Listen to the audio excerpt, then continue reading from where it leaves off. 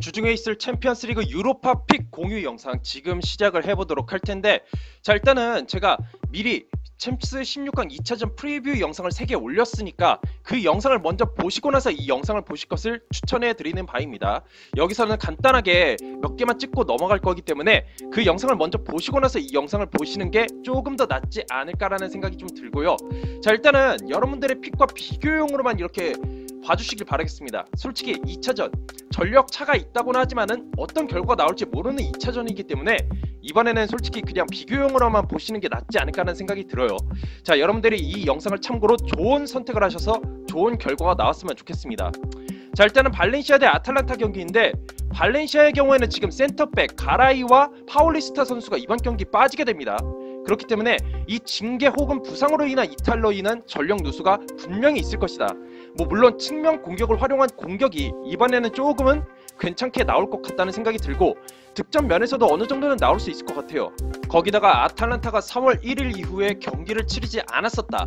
코로나 여파 때문에 경기를 많이 치르지 않았던 것은 약간은 좀 감안을 해야 될 것 같으나, 아탈란타의 이 공격력이 이번에도 좀 좋게 나타날 것 같다. 꽤 포텐을 터뜨릴 것 같다는 생각이 들어요.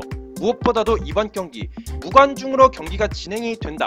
홈그라운드 이점이 있다곤 하지만은 이 무관중 여파는 분명히 있을 것 같다는 생각이 들어요. 그래서 이 경기는 아탈란타 승으로 한 번 더 가볼까 생각을 해보고 있습니다. 무승부 가능성도 있겠지만 저는 개인적으로 아탈란타 승으로 가보도록 하겠습니다. 자 다음은 라이프치히 대 토트넘 경기인데, 자 라이프치히가 최근 리그에서 무승부가 좀 많은 편이에요. 6경기 중에서 3무를 기록했었고, 이길 때와 비길 때 굳이 트집을 잡자면은 약간의 그 득점과 실점 면에서 편차가 조금 있는 편이에요. 자 그리고 토트넘의 경우에는 FA컵 120분을 치른 것을 포함해서 최근 들어서 경기를 많이 치렀다.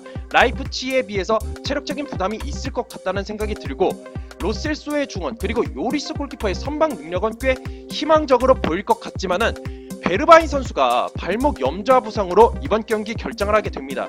손흥민, 케인, 시스코에 이어서 베르바인까지 이렇게 결장을 하게 된다는 것은 상당히 타격적일 것이다.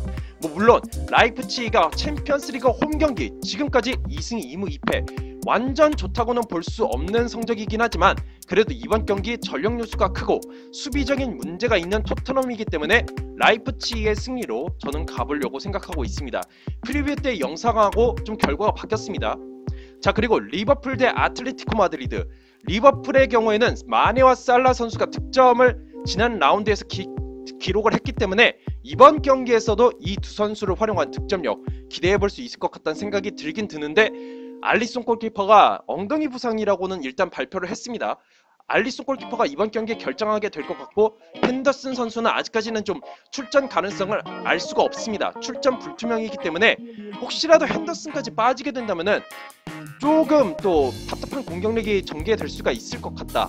자 그리고 아틀레티코 마드리드는 약간은 좀 애매모호한 게, 득점력 면에서는 리그에서 괜찮은 모습을 보여주고 있지만 수비적인 면에서 실점을 좀 꽤 하고 있다는 것이 약간은 좀 걸리는 부분이에요. 그리고 무엇보다도 이번 경기 원정, 그것도 안필드 경기이기 때문에 아틀레티코 마드리드가 수비적인 장점을 잘 활용한다 할지라도 리버풀의 공세가 만만치가 않을 것 같다는 생각이 듭니다. 그리고 이거는 제가 한번 기록을 찾아봤는데, 아틀레티코 마드리드가 최근 3번의 토너먼트 원정 기록이 1승 2무 4패입니다. 토너먼트 기록입니다. 이건 토너먼트에서 1승밖에 거두지 못했고, 이 1승이 16-17 시즌 레버쿠젠을 상대로 한 4대2 승리입니다. 꽤 안 좋은 원정 기록을 좀 감안을 해야 될 것 같아서 리버풀이 약간은 고전하겠지만 일단은 프로토 상으로는 리버풀이 이길 걸로 찍어볼까 생각하고 있습니다. 다만 8강 진출 가능성은 쉽게 장담할 수 없을 것 같아요. 자 이제 마지막 경기 파리 생제르맹 대 도르트문트 경기인데, 파리 생제르맹이 홈 경기에서 득점력이 좋은데 여기에 음바페 선수도 최근 컵대회 포함해서 3경기 동안에 6골이나 넣었습니다. 이 음바페 선수의 득점 페이스를 활용해서 파리 생제르맹이 홈 경기에서 득점을 꽤 터뜨릴 것 같다는 생각이 들긴 드는데, 문제는 이번 경기에서 부상으로 에레라 선수가 결장을 하게 되고 징계로 메니에나 베라티 선수가 경고 누적으로 결정을 하게 된다는 것, 이게 변수로 좀 작용할 것 같다는 생각이 들어요. 반면에 도르트문트의 경우에는 홀란드 선수의 한방을 이번에도 좀 기대해볼 수 있지 않을까. 홀란드가 최근 3게임 동안에 한 골을 넣으면서 초반에 비해서는 득점 페이스가 좀 떨어졌긴 했지만 그래도 홀란드 선수의 챔피언스리그 득점 페이스 이번에도 조금 기대해볼 수 있을 것 같다. 다만 1차전에서 정말 기대 이상의 수비력을 보여줬었는데 이번에도 과연 그게 나올 수 있을 것인가, 이것에 대해서는 조금 의문입니다. 홈 경기에서는 특히나 폭발력 있는 파리 생제르맹의 공격력이기 때문에 이거 이번에는 조금 힘들지 않을까 라는 생각을 조금 해봅니다. 다만 파리 생제르맹의 티아고 실바, 디마리아 선수가 각각 허벅지 부상으로 이번 경기 출전을 할 수 있을지 알 수가 없습니다. 이 두 선수 중에서 결장자가 생길 수도 있다는 그런 변수를 조금 감안을 해야 될 것 같고, 자, 그리고 이번 경기 무관중으로 진행됩니다. 결국 파리 생제르맹 도르트문트 경기 역시 무관중으로 진행을 한다고 오피셜이 떴다. 그렇기 때문에 여러가지 변수가 있는 이번 경기, 저는 일단 파리 생제르맹의 승리와 무승부 두 가지로 가볼까 생각하고 있습니다. 솔직히 이 경기 파리 생제르맹 홈인 만큼 도르트문트의 승리는 배제하려고 생각하고 있습니다. 자, 이렇게 해서 제가 픽을 이렇게 첫 번째 픽으로 4경기, 그리고 두 번째 픽으로 라이프치히 토트넘, 라이프치히 승, 리버풀 아틀레티코 마드리드, 리버풀 승리, 그리고 파리 생제르맹 도르트문트 경기를 무승부로 이렇게 살짝 빼봤습니다. 이게 어떻게 될지는 솔직히 잘 모르겠습니다, 저도. 그리고 유로파리그 픽으로는 제가 이렇게 4경기를 정배로만 이렇게 해봤는데 프랑크푸르트가 최근 4연패를 기록하고 있습니다.